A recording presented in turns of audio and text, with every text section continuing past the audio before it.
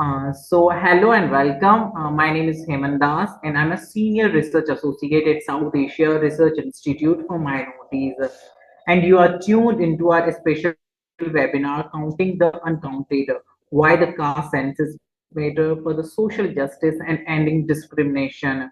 Today's discussion is a crucial one, and I'm glad you are here to be part of this.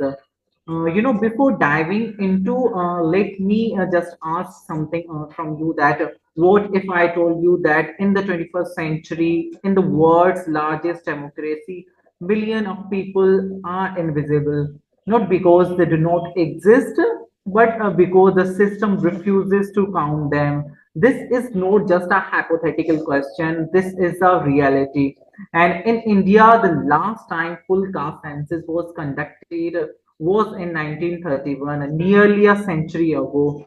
Since then, entire communities have been fighting for the recognition, for justice, and for the basic rights. But how do you fight for something when the system does not even acknowledge you exist?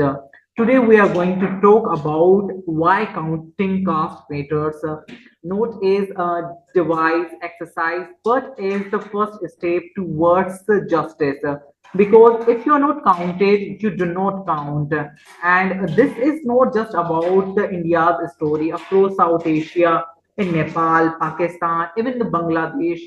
Caste and caste-like hierarchies decide who gets to live with the dignity and who is condemned to a life of oppression. Let me give you a quick number because numbers do not lie. In India, Dalit and Adivasi make up to 25% of the population, maybe more than that, and yet they remain the most marginalized. According to the socio-economical caste census 2011 showed that 24% of Dalit households survive on manual labors. But without an updated caste census, how do we measure the progress and how do we know the policies are working? And talking about the Nepal, despite the laws of obligation caste discrimination, a 2021 UNDP report found that 47% of Dalits live below the poverty line compared to, just 80% of upper caste families. And talking about the Pakistan, Hindu and Dalit communities faced forced conversion, land grabs, and the bonded labor. A 2020 study found that 85% of bonded laborers in Sindh are Dalits. But ask the government for the official data and you will get silence. Moving to Bangladesh, according to, a report by Dalit based in Bangladesh reports 72% of Dalit children drop out of school due to caste-based bullying, and 70%, let that sink in for sake. And these are not just statistics. These are the stories of exclusion, violence, and systematic neglect. Without a caste census, how do we even know if social justice programs work? Today, we are honored to have two brilliant minds who have dedicated their work to answering these questions. Let's meet them. Mr. Thiruppathi, he is a research scholar at the Center for the Political Institution, Governance and Development at the Institute for the Social and Economic Change, Bangalore, India. And he also serves as a chair of comparative politics. He holds a MA in comparative literature from the University of Hyderabad and an MA and MPhil in the political science from the University of Madras. He has also worked as a reviewer for the IAPSS World Congress Conference. Thirupati, let's start with the big question here. Why? There is so much resistance to the caste census. Politicians say it will be a divide society, while activists argue it's necessary for justice. Where do we stand? Over to you, man. Thank you, Heman, for this wonderful introduction and having the reality questions. This is my pleasure, privilege to discuss or talk about the burning or very sensitive topic of caste census in democratic system. The caste census is needed to understand. It's needed to understand the ground reality of the peoples, whether minority, Dalits, or women, or general communities, irrespective of any social hierarchies. But when we are going for this restrictions and where we are standing on this uh, counting and non-counting or uncounting concept, why we need to have the caste sense is a matter of social justice and ending the discriminations when we are putting these questions. So I just would like to share some PPT. I just made some PPT. If you'd like to, while going, why do we need to have this caste census? Uh, See, as I said, to know this caste census, it's a very predominant activities to know the ground level from the people side. What's the what level or what is their status of the growth, and how the policy can framed for their growth, and how the nation can take place for the next or further generations to move forward with other world countries. So, for that purpose, we need to have this caste census. It is not only the caste census, even the people's the status of present status. In that way, we need to understand the people's status in the ground level from the perspective of socioeconomic disparities. It will help us to, the caste census will help us to understand what is their income, how they're, on what basis they're earning money, and where they are expending their monies, and what way they're getting it. This is to knowing the census, it's a one kind of strength to the government to make a policy. The policy will be give the growth to the nation as well as the states as well as the among the their own citizens, irrespective of any kind of countries. But in the case of India, it is turning to the some other different. Is it really fair happening in the political representation even after having this caste census in India? Actually, it is a big question. Even after it, we have this census system is since 1881, pre-independence, and now in the time of British era also we had, and now also we have the system. But the last 2 3 decades we are not having this census calculations. The government is due to the COVID pandemic. We couldn't take forward. I think the future and very soon the government will take action on it. So, but still, in this case, after conducting the caste census, also the question is there: is that really we are ensuring the fair political representation for the Dalits, minorities, including women's? So this is a big questions because the society is divided into the hierarchy basis that's called Varna system. So that might be giving space not to give a fair political representations. So with this, even the constitutional is mandating based on the article number 15 and 16, necessity for the policy making. If you want to policy make, if you want government want to create a policy making, they need to know the strength and weakness of the people as well as the ground level of the growth status of the people as well as the municipalities or panchayat level system. So therefore, when the government get to know this strength and weakness, then only they can go for it.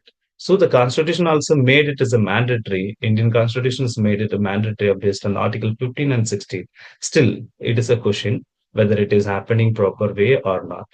So with this, if you know that moving to the example of the Tamil Nadu case, actually we have a historical background, pre-independent. in time of the time of British era, which is called as a Madras Presidency. Since that Justice Parties was the ruling party based in Chennai, which was under Madras Presidency.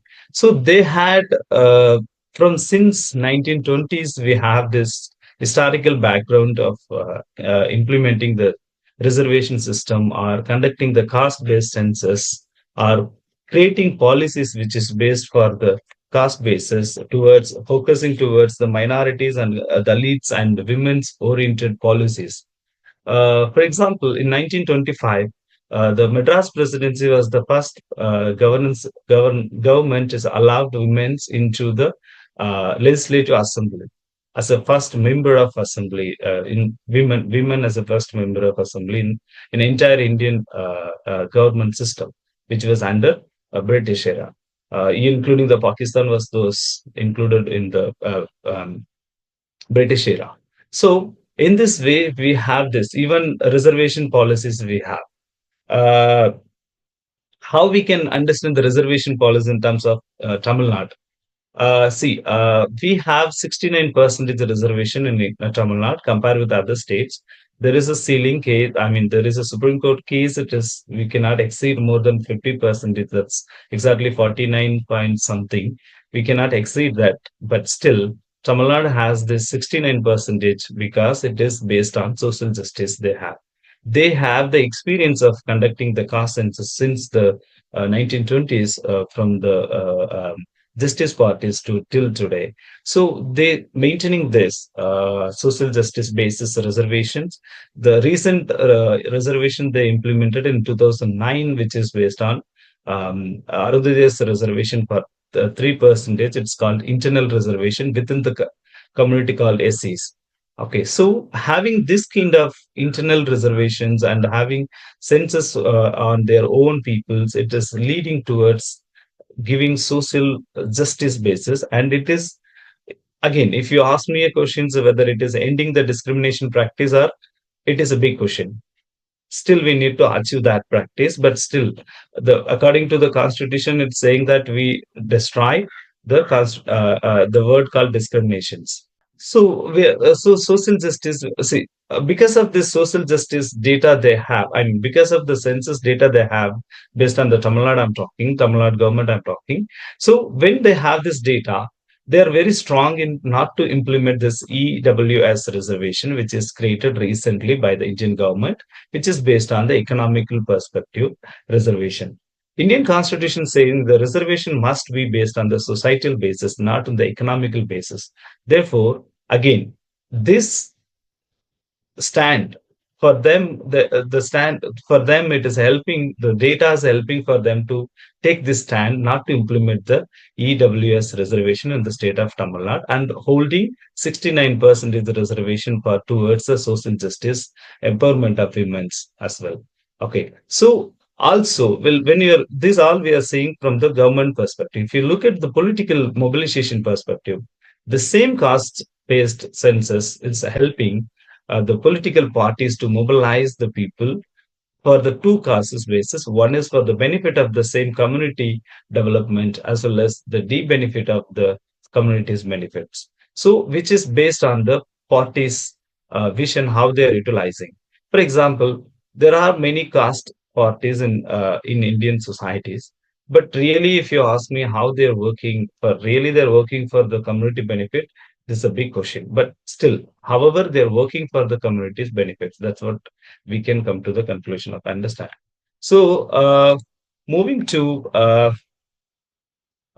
yeah, communal reservation. So this Tamil Nadu have this experience based on the communal reservations. In 1920s, again, when the communal reservation concept raised by the justice parties in the British era, so they want to know how many non-Brahmin community peoples are working in the are participated in the government positions. When they taken data, it is actually they surprised very few, were single digital or non-Brahmin people are participated in the government positions. So therefore, the communal reservation started from since that.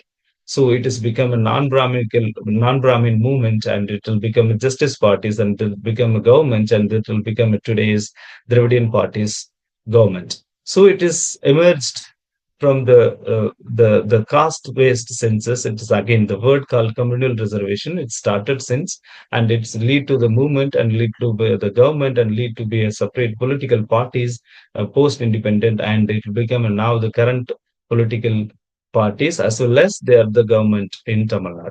So this is the historical foundation they have. Therefore, it is leading them to focus on social justice, women empowerment, and Dalit empowerment as well. But still, if you ask me a question, really the Dalits are empowered in the state of Tamil Nadu, but it is again question. But compare with other Dalits, I mean other states, obviously it is there. How we can understand? When the OBC reservation is implemented in the all over India was under fire. I mean, the protest and violence. But in the Tamil Nadu was not in that case. It was the peace mindset. I mean, the people who are very silent, they were started to do their own work. There is no violence in this. So in this way, we can understand the communal violence is how it has taken places. Still, the empowerment is not reached to the particular communities. So, based on this, evidence-based policies also matter. So that is what, as I said, they founded the data. After finding the data, they started to demand we need a more the communal representation, equal representation based on their community percentages. So we can demand based on this. So therefore, we need the census of caste-based census. So it will lead us to the judicial justification also. With the basis of data, we can go to the court and we can claim our rights. For that purpose, we can use it. So what is Ambedkar view on it? Uh, Actually, Ambedkar done most, I mean, no words to say how much he contributed to study or understand the caste system in India, how much it is in inequality based society. So one word we can say he said is the graded inequality societies. So in that way, so his vision was when he was a drafting committee head. So his vision was the society must be equal society along with the strong union, but still the state autonomy was there. So why this concept is I'm bringing here? Again, the data to bring the census data, it's needed. Then only the affirmative action can be taken. So it will be it will lead to the democratic accountability when you are giving the equal space to all the communities which is living in the country under the particular government structure, it will lead to the democratic process as well as it is the accountability of a government in the basis of democracy. So this was things. So what is the problem or challenges we have? Obviously, the political sensitive. As I said, the OBC reservation, Mandal Commission reservation, when they started to implement in the all over India, which is 27% with reservation, there was the whole India, except few states, whole India was under violence. So it is a become a sensitive issues. It is not only the see even the recent caste-based census in name of the community. If you're living from the another part zones like Indian system, I mean Indian village systems are divided are Cheri and Agragarams. So Brahmins living place and OBC place, OBC community living places and Dalits living settlements. So these kind of settlements also it's having some privileges in this. These are the problems in the caste-based census. But when in the 90s, MC Raja and Retamala Srinivasan sir said, whenever the caste census data they are coming for taking, you just register as your own communities as a Dravidar. Okay, so don't give us a Dalit. Even the Dalit word, Ambedkar brought it. It is problematic to adopt for all of it, but right now we are using his word, which is brought it by him. So these are the challenges we have. Okay, so we hope having this caste-based census, it will help us for the further development. With these notes, I'm stopping this. Thank you so much. Thank you very much, Thiruppathi. Thank you very much for detailed presentation and covering the crucial aspect of the caste census And one takeaway from your presentation is that I totally agree that without data there is no accountability, and which is I mean powerful point. And because if we do not know how many Dalits are denied jobs, education, or even the basic facilities, how we can fix it. And thank you very much for sharing these insights, Sanghamitra. I would like to know from your perspective why the caste census is important. If you would speak about 2 minutes on that significance of the caste census and why it is important in your perspective. Yes, Sanghamitra. Actually, do you think some politicians they are focusing on this caste census because basically, if we see, uh, as of my knowledge, I used to feel that this caste census will help more to OBC community because if you like already SC/ST caste census are there, and some politicians they want to use it as the tool for the vote bank. So, what is your view on that? Yes, actually, it's a very good question. That's true. The communities, when we are doing this, actually, if you see that the OBC is not utilizing this the caste sense based caste based sense. Actually, if you see the reality of the political ground, the upper caste, so-called Brahmins, are utilizing this um, the data. Actually, the OBC or minorities or Dalits or women are not able to use their own data because since the communities are divided based on hierarchical basis or community the Varna system basis, so they couldn't use it. So, but visibility is like the OBC politics are using it, but actually not. So that is the truth in the actual ground level. One. Second, the data providing by whom? One question. Second, whom able to understand these data?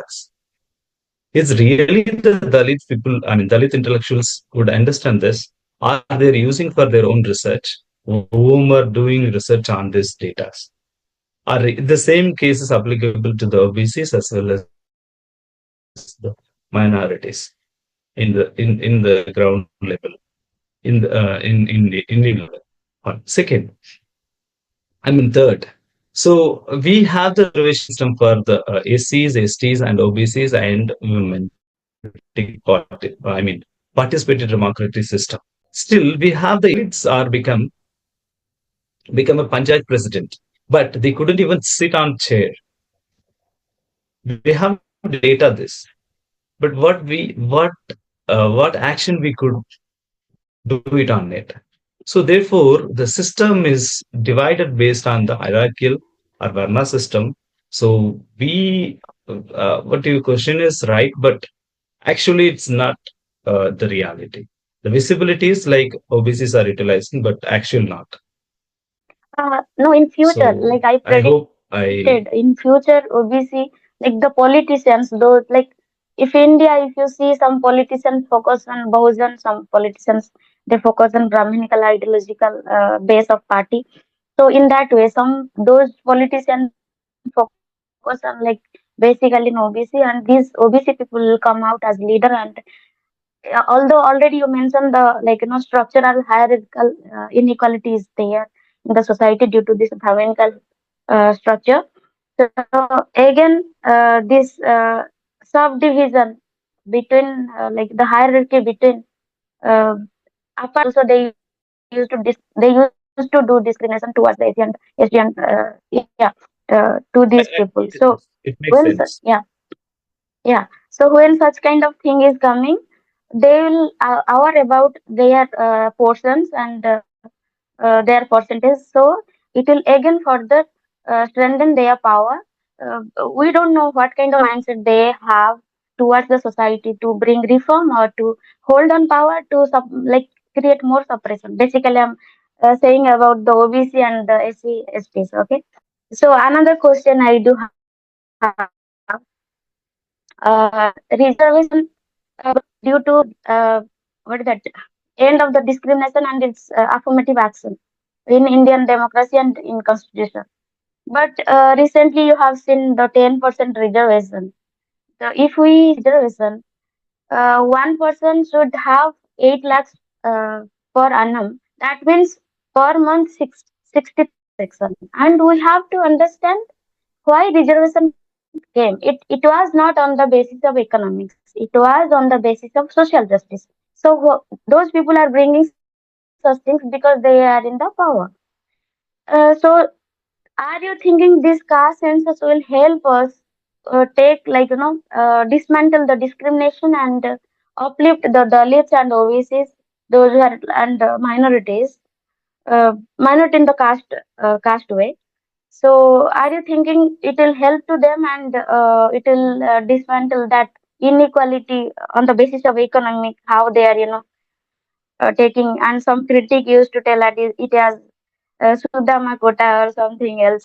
So what is your view on that? Actually, the first question, the OBC things, it's continuation of the first question and the second question you also raised.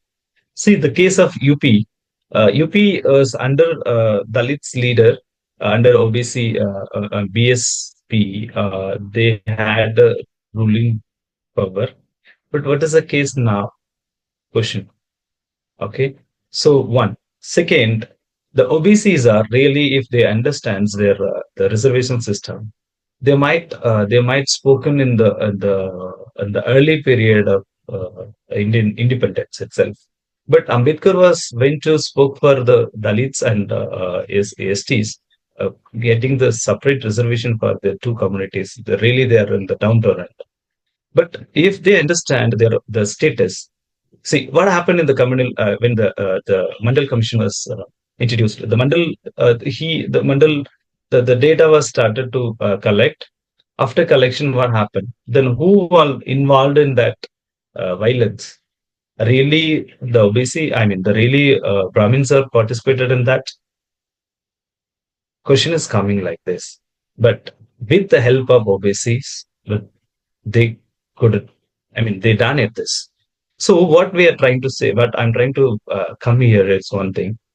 The matter is how much they have knowledge about their own status that will help them to upcome from their own backwardness. But question is, Dalits also, they know since before Indian independence. But right now, what is the status of Dalits and what is the status of OBCs? Okay, second. Your question is about the EWS. Therefore, the EWS is not made it based on the Indian Constitution fundamental line. Because Indian Constitution says if you want to give a reservation, there should be followed societal basis, not in the economical basis. Okay, so this reservation system is not at all going to be help us to uplift the minorities, the elites, and women's. This system will destroy the reservation system. Obviously, the reservation is mean to all the communities. It's not mean to only the SCs, STs, or OBCs, or women's. It is mean to all the communities which is existing in under the democratic system of Indian government, including Brahmins. But what happening? Like our eyes are tight. Only we are focusing only the 50% of reservations. Why don't we focus another 50 is there? Who will explain about that another 50 called general reservation system?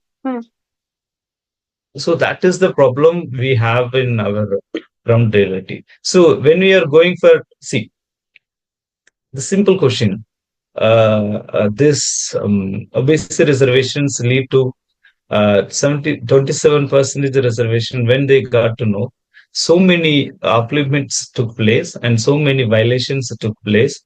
What is the final result? How many obesity students are coming up? How many are placed in the job? Is that they are not part of in the 50% reservation called the general? Are they mean to only the 27%? Are Dalits mean to only the 15%? Not actually. So this is what we have big question and we have to move forward. Obviously, this 10% is not going to help us to in the term of social justice. And it won't either this government need to be done or upcoming government need to be done. Any otherwise, the state government will take action to do it. So obviously, according to Indian Census Act 1941, the state government cannot take action on conducting census.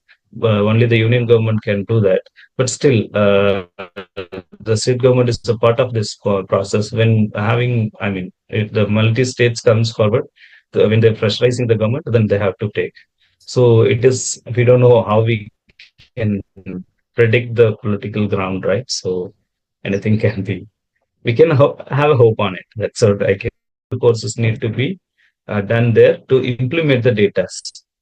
Okay, so we cannot assure on any government whether the government will, the leader will take place and they will implement 100%. See what happened to this Mandal, I mean the Singh. He started to, he lost his position within 2 and 3 years. Just implemented this 27 reservation. So this is uncertainty. We cannot come to the conclusion, but we'll have some hope. There will be a good leader. It is completely based on the ability of leadership. So no doubt in that. We'll have something. If the voices rises from the south, we may have this hope. We'll have this hope. The south will help us to create the equal society democratic. Why only South? Last 75 years, North leadership is there, but still we couldn't reach out to the equality status. And if you look at the development of the states in the India, so also it is states as. So therefore, I mean it the word South. No, I have like I'm not completely agree on that, because if you see the Tamil Nadu also, a lot of like caste violence also happens there. Okay, so I'm not agree completely in that. Yeah, somehow South is more positive towards such things, but 100% is not. The world has started to hear the South voice. So let's go with that propaganda. So I don't know whether if you agree or not agree. Even if I say it will be going to happen, it is not like that. I'm not a government. I'm just scholar. I'm just studying what is going on. So we cannot do anything. So I mean, we can discuss. We can do propaganda. We can understand what's happening. That's what we can do. So well, let's hope on that. That's what we can do. Yeah, thank you so much for this, the great opportunity for this South Asian Research Institute for minorities. It's a great opportunity for me to recall and I mean, study about this caste census significance and strength and weakness of this particularly. Really, it's a good initiative. Thank you so much for your opportunity.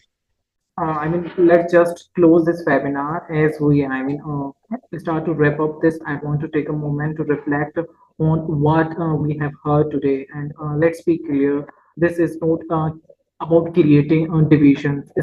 It is all about dismantling them. Because right now, the biggest division is between those who are counted and those who are erased. The caste census won't solve everything, and that we totally understand, but it is a crucial for the first step. We cannot fight what we do not see. I would like to thanks to the Thiruppathi for sharing his expertise, and thank you for joining for this conversation. And let's make the uncounted count, and let's carry this conversation forward and continue the work of building a safer and more inclusive world for all. Thank you very much for joining us.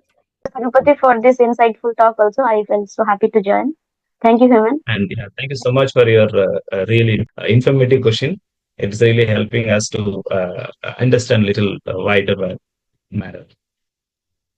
First of all, thank you very much for taking your time out for this discussion and sharing your scholarly thoughts on this, very crucial subject. With that, thank you very much. Yeah, thank you so much. Thank you.